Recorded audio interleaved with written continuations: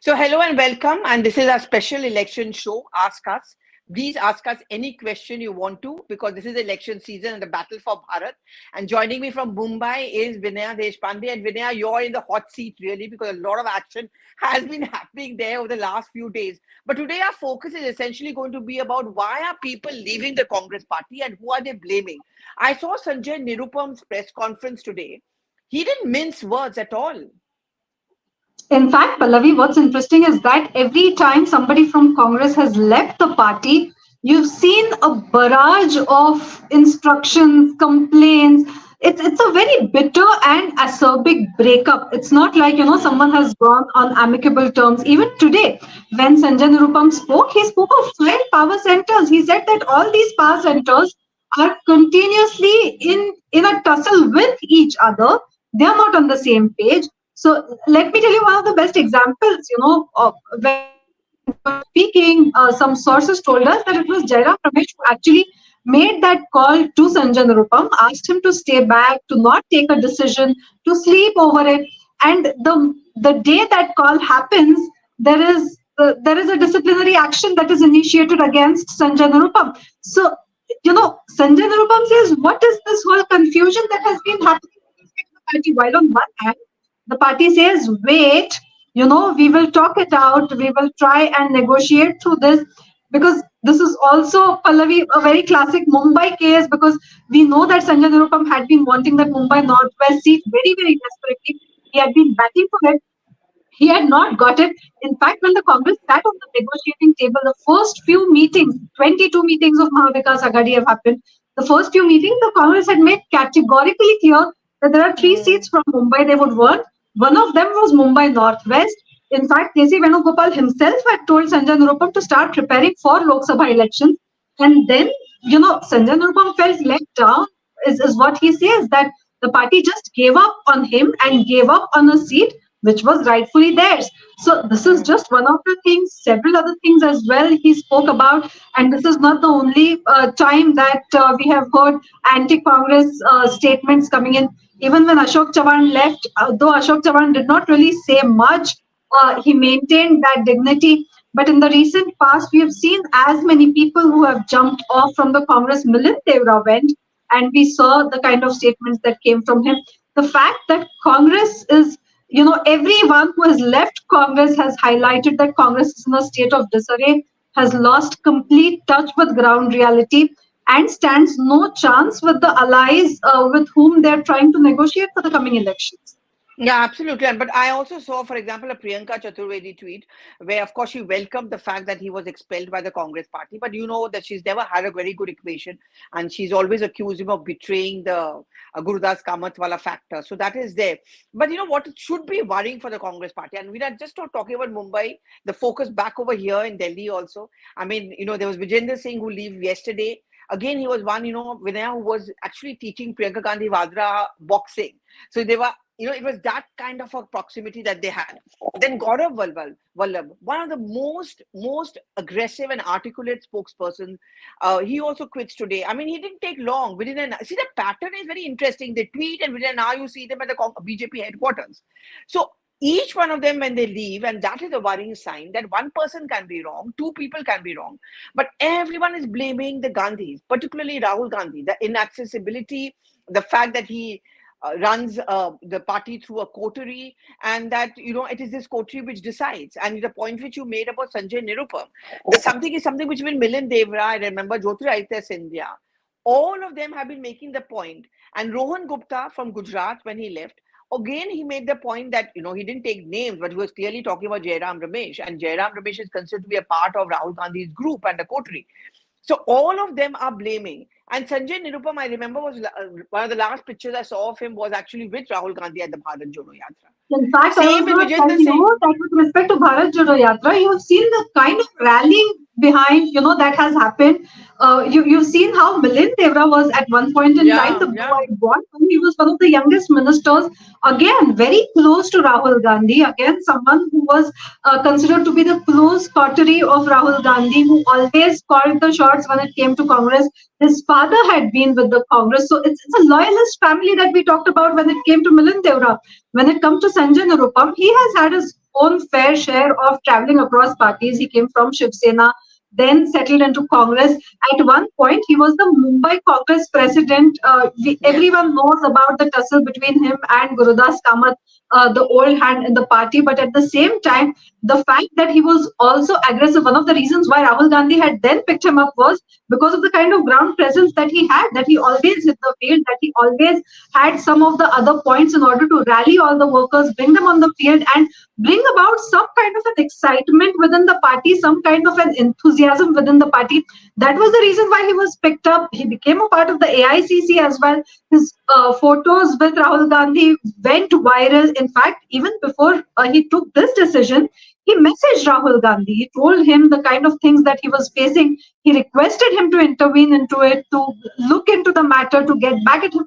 Absolutely no response whatsoever. So the fact that this is this blow cold relationship, at one point you're the blue-eyed boy, all decisions are done because you have said so.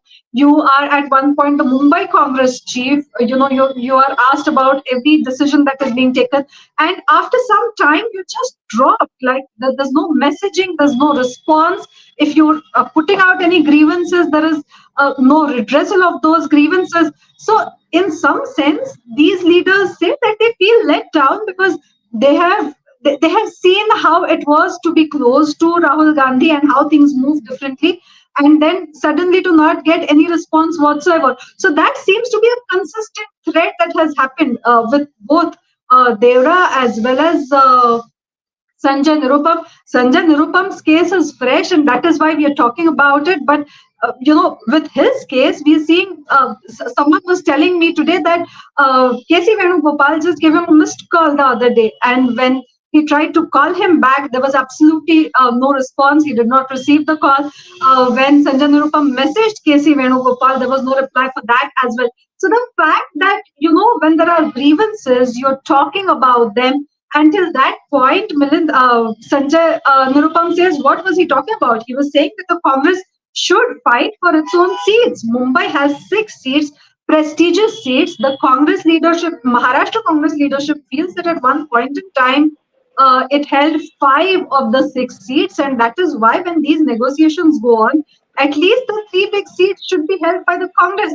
The fact that the Shiv Sena, like a second, treats the Congress like a second fiddle and gives out only the losing seats to Congress, the Congress leadership feels they're upset about it. The fact that Sanjay Nirupam stands up and openly talks about it, that is held against him. So, in some sense, this also reflects that from within the Congress, there is a lot of disgruntlement, and they do not know how to vent it out, because if they vent it out, then they feel that they will be targeted. If they do not, then they are at the suffering end of it, because even with respect to the Lok Sabha talks that are going on right now in Mahavikas Aghadi Pallavi, we are seeing that the state Congress is really upset with the way the negotiations are going, with the way they are being denied important tickets from within Maharashtra. Even now, after 22 meetings, the deadlock over the 3 most crucial seats on which the Congress says it will not leave its own stake have gone nowhere at all. And the Delhi High Command doesn't seem to be responding whatsoever.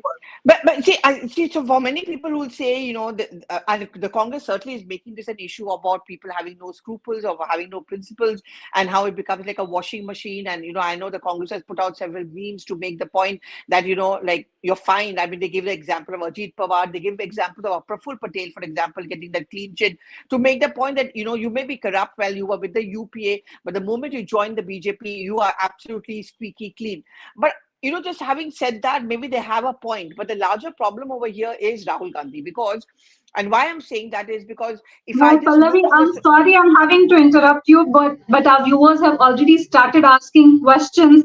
And if I may pose one of those questions to you, Satika is asking, would Robert Vadra's candidacy from Amethi be advantageous for the Congress party? What do you have to say?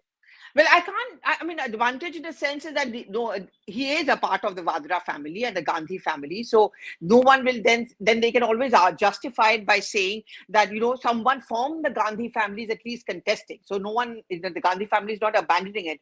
But remember the fulcrum of the BJP's campaign for a long, long time, and that was one reason why Priyanka Gandhi Vadra was initially hesitant to enter active politics was the Robert Vadra controversies. And there were people close to her would often tell us that she was worried that the attack would become even more vitriolic and her children would be dragged in, which they were actually for a bit. And also Robert Vadra will be back there. But then she decided to bite the bullet and she went and joined active politics. So for Robert Vadra entering into Amethi, I still think anyone else other than Rahul Gandhi, if they contest from Amethi, will be straight away walking into the BJP's trap and narrative that, look, Rahul Gandhi ran away. Today also in Wayanad, that's exactly what Smriti Irani said. That Rahul Gandhi has run away from Amethi, he'll run away from Wayanad. Apart from that, Robert Vadra, I mean, I suspect if he decides, actually, and I would be very surprised if he's fielded, I suspect the attacks on him will definitely increase, and on Priyanka, and all those old cases will start coming out, and then they'll say, look, he's a Damadji and the Jijaji and all of that kind of a stuff. I would be very, very surprised. When I did speak to Robert Vadra, he clarified to say that I never said I want to fight from Amethi. I only said that at some point of time, I would think But of that whole entering active nepotism politics. tag also doesn't go away, right? When you do It that, doesn't go away, you, but I think it the sticks Congress to party you. also says that it's okay when it happens in the BJP. Why is it not okay if it happens to us? But there are more problems attached to a Vadra entering. I mean, the biggest of them all would be the fact that why is Rahul Gandhi not contesting? Why is it Vadra? Why is it Priyanka? So, that's interesting. The other question that is coming up is with this whole controversy around Hema Malini that has happened today. Abhimanyu asks, do the anti-women remarks made by Congress leaders have an impact on the party's performance in the coming elections? Well, I mean, I want you to also answer this, but before I go to you, well, I mean, yes and no, but I think, campaigns are built on perceptions and narratives. So it's a perception which they will start building up. I mean, tomorrow is the manifesto release of the Congress party. And one of the main points which Rahul Gandhi has tweeted about and which is going to be there in the manifesto is that we are going to insist on women empowerment. 50% of new government jobs we're going to reserve for women. That is the counter which is going to come in from the BJP. That no one has pulled up Randeep Surjewala. No one has criticized him yet from the Congress party. And he goes away, and here you talk about Nari Shakti. Today, when the Prime Minister was in Cooch Behar, he also spoke about women empowerment. The Sandesh Khali incident is something which the BJP will keep on reminding Mamata Banerjee on. 49% voters this time round are women. And therefore, the women votes really matter. And that is what everyone is wooing. That is where the race will begin. But do you think the fact that these kind of statements, and it's hamam mein sab dange hain, to be very honest with you, every political party is also equally guilty of it. Does it really resonate on the ground, or people have come to think that, okay, so sab chalta hai campaigning mein? No, in some sense, as you said, it definitely plays a role in narrative building, and that is where some misogynistic comments are not really taken well. But at the same time, it's also about the longer perspective that the party has with respect to. So when we say that this time 49% of the voters are women, we saw the kind of silent voter that helped the BJP last time on, and that was the women factor. That is why, if there is any narrative that is set around women saying that how women are not respected, how they're talked about in a particular or in an insulting way. Uh, this has happened with Surjewala today, but I am sure over the coming few days, as the elections come closer, we will see that either from this side or from that side, some of the other comments will keep up coming. We have previously seen as well from several parties how some misogynistic comments have been made when women candidates are fielded. Generally, the conversation is around how they belong to a particular family or how the way they dress up, or barely does it come to the way they have worked in a particular constituency in order to get there. So that is a problem of the narrative, and I don't think that India is the only country which is facing that problem. Let me go to the next question, and now lots of questions are coming in, Pallavi. Rohit is asking who will be leaving the Congress next, and from Maharashtra, at least I can tell you that there is a long list from Maharashtra that is in the There's a pipeline, long but list here. So now it's become like a joke. So I'll tell you very quickly just to answer that. So yesterday Vijay Singh, when he was at the BJP headquarters, so someone asked him that, just a day back, 20 hours back, you had tweeted in support of Rahul Gandhi when he was criticizing the BJP, and आज आपने BJP join कर लिया. He said मैंने tweet किया था, फिर मैं सो गया. फिर मैंने सुबह उठा तो मैं जाग गया. So now the joke which is going on over here is that Congress has issued a whip to its party leaders, आप रात को मत सोना, because we don't know where you're going to turn up the next morning. So I'm, as a person who covers the Congress party, I'm going to start looking at all the tweets, because the moment Gaurav Vallabh tweeted this morning, I said, okay, let me see how soon. But one thing has changed. They are not taking too much of time to join the BJP. We tweet karte आधे घंटे बाद they are there. Classic case was that of Naveen Jindal. He tweeted, and within a minute he was inside the BJP office. So I think he sent that tweet at from the gate of the BJP office. In fact, to add to this, Pallavi, just recently Sanjay Nirupam had retweeted a tweet saying that, in this country at present there are three things that are rising. One is something related to the daughters, one is something related to the price of gold, and the third thing he says is the popularity of Narendra Modi. This after criticizing Narendra Modi. Which brings me to this question: where is he going to go? Is he going to go back to Shiv Sena, or is he going to go to the BJP? Shiv Sena, which Shiv Sena? Like the one which claims to be the real Shiv Sena, and the one which is Uddhav Thackeray's Shiv Sena. But there are a lot of speculations with respect to him going to Eknath Shinde. The question really, and where this, I think where this is hung right now, is the fact that he wants a commitment with respect to the Northwest seat from where he wants to feel himself, and that commitment has not yet come his way, and that is why he is buying that time for himself. So today he said that it will be till Navratri, that he will not take a call only in Navratri. There's no doubt he has been meeting leaders. There's no doubt that he has been in talks with Eknath Shinde as well. But please understand that he comes with a baggage of his own. He has previously been a Shiv Sainik. He has been the chief editor of Hindi Samna. So all the people that we are talking about here are the people who have worked with him. It's not like, an import they do not know about. And that is why there are a lot of hesitant voices from within the Shiv Sena Eknath Shinde camp as well about how his entry will really mean anything for the party. In any case, sources within Eknath Shinde camp tell me that as of now, we are not giving him that seat that he wants. But there will be political compulsions, and there are political negotiations that are going on. The fact that someone who's perceived to be close to Devendra Fadnavis has from today morning started tweeting against Sanjay Nirupam, saying that he was the Congress ka kachra, that Congress has thrown away, and that he should not be taken in the Eknath Shinde group, that he should not be given a ticket, that I will continue to oppose this move whatsoever, is also indicative of the kind of voices that will come in from the BJP as well, that Eknath Shinde will also have to be apprehensive about.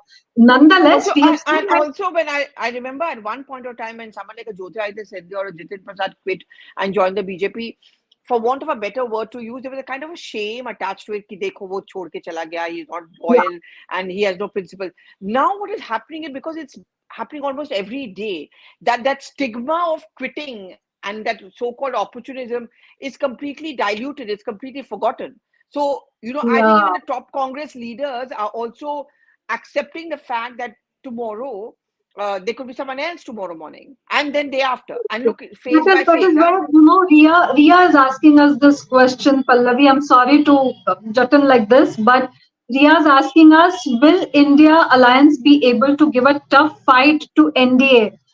Well, there is not a comprehensive yes or no answer to this. This will depend on state to state scenario.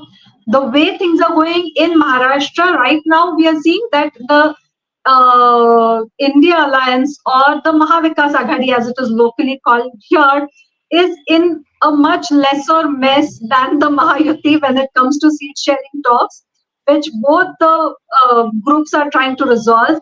And so in Maharashtra, it still looks like if they are able to resolve this, and if they are able to fight it out together as a united opposition, giving ticket to a candidate which has the candidate who has a merit of winning election, and ensure that it is a one-to-one fight.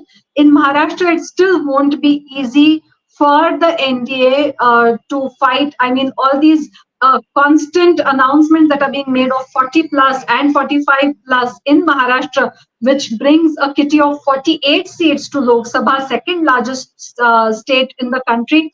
It's not going to be easy if the MVA has its way sorted out, which right now seems to be the last few hitches that they seem to be facing. With respect to other states as well, and Pallavi will be able to give a better national picture, but there isn't really a national answer to this question, is the way I look at it. Pallavi, what do you think? Yeah, but also from the point of view of voters, at the end of the day, everyone wants a stable government because attached to that comes a lot of other issues as well. Job opportunities and investments will happen. I mean, no one would want to invest in a country which gives a semblance of political instability.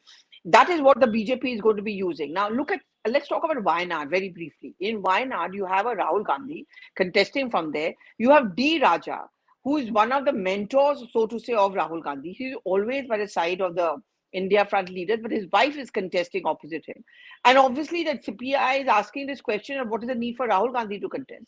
D. Raja and his wife will be forced to criticize Rahul Gandhi because that's what the campaigning is all about.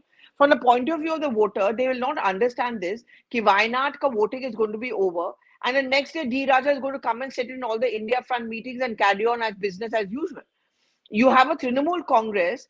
The day they enter Bengal, the Bharat Yatra, she says, I don't want to have an alliance. But they're all together when that Arvind Kejriwal arrest happened and at the Ramlila Maidan. And the same day, in the morning, they're all together shaking hands and holding hands. Remember that photo up? 2 ghante baad Mamata Banerjee is criticizing the Congress. The voters are not fools.